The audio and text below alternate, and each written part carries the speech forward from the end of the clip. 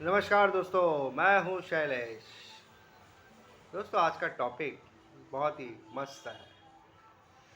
How to stop over thinking. मन में जो विचार ज़्यादा चल रहे हैं उसको कैसे कंट्रोल करें। लेकिन उसके पहले जानिए व्हाट इज़ माइंड। मन क्या है? मन यानी कलेक्शन ऑफ थॉट्स, विचारों का समूह। जो भी आपके विचार दिन भर में आते हैं, ऐसा कहा जाता है दिन में कम से कम 5,000 विचार आते हैं, कम से कम। तो ये है हुआ मन यानी कलेक्शन ऑफ थॉट्स। अब आगे जानते हैं कि इसको कैसे समझा जाए।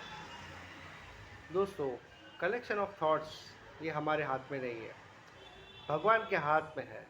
यानी कि भगवान ने ऐसा बनाया ही है मन कि ये नॉन स्टॉपेबल है। ये कभी भी बंद नहीं होगा। जब तक आप जीवित हैं ये क्रिया चालू रहेगी। यानी कि एक के बाद दूसरा, दूसरे के बाद तीसरा, ये विचार आता ही रहेगा। ये भगवान ने सॉफ्टवेयर ही ऐसा बनाया है हमारे मन का। वैसे दो मन है, आप तो जानते ही हैं, conscious mind and subconscious mind. लेकिन हमारा जो कॉन्शियस माइंड में विचार चलते रहता है, तो इसको कैसे कंट्रोल करें। इसको स्टॉप नहीं कर सकते, बिल्कुल नहीं कर सकते, लेकिन कंट्रोल किया जा सकता है। कंट्रोल करने का एक है मेडिटेशन और दूसरा है आपकी खुद की समझ। यानी कि आपको ये समझना होगा कि माइंड अलग है और आप अलग हो।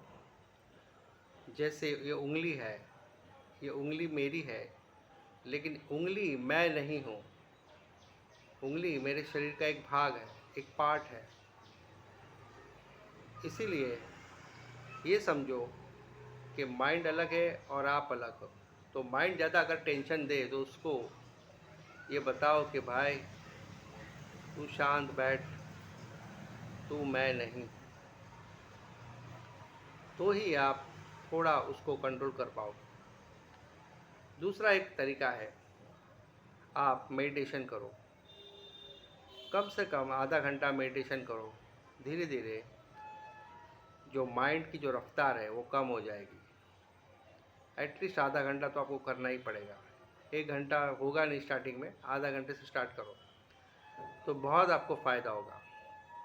तीसरा भी एक है ऑप्शन, आप कोई भी भगवान का नाम जान जो जप करते हो, ओम नमः शिवाय है या फिर बजरंग बली का नाम है।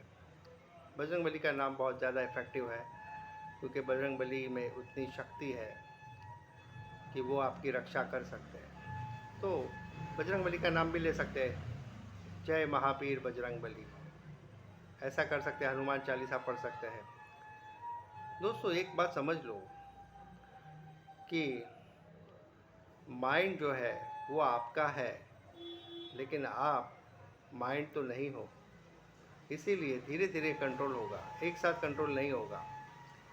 और सबसे बेस्ट बात, आप पास्ट टेंस और फ्यूचर को इतना इम्पोर्टेंस मत दीजिए।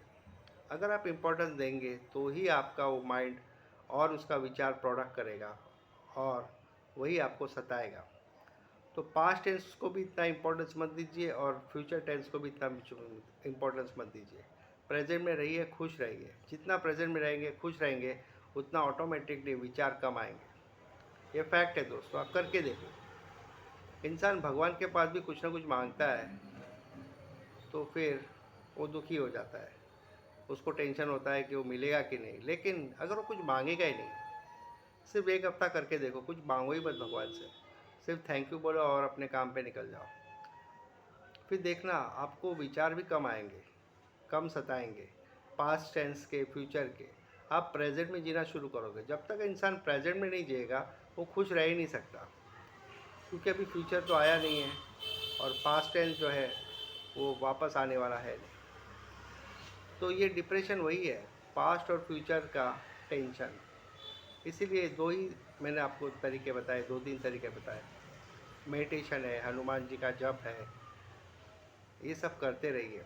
इससे आपको बहुत फ़ायदा होगा। और मेन